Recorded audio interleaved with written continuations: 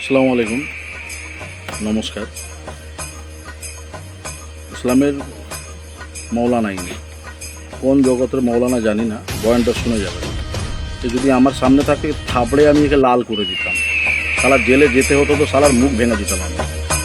শালা এই ল্যাঙ্গুয়েজে কথা বলে, আমার ইসলাম কোনো দিন এই ল্যাঙ্গুয়েজে কথা বলতে কাউকে শেখায়নি। তাই আমরা তো জানি না, আমরা তো আনপড় মূর্খ, আমরা গুণা ডুবেই আছি, আমরা অনেক পাপ করি, কিন্তু অতটুকু জানি যে আমাদের ইসলাম কি বলে। শালা বেয়াদবটা এক নম্বরে শেয়ার করুন, এত শেয়ার করুন যাতে এ শালা নির্লজ্জটা শালা এসে ভুল স্বীকার করে। শালা এত বড় বেয়াদবটা।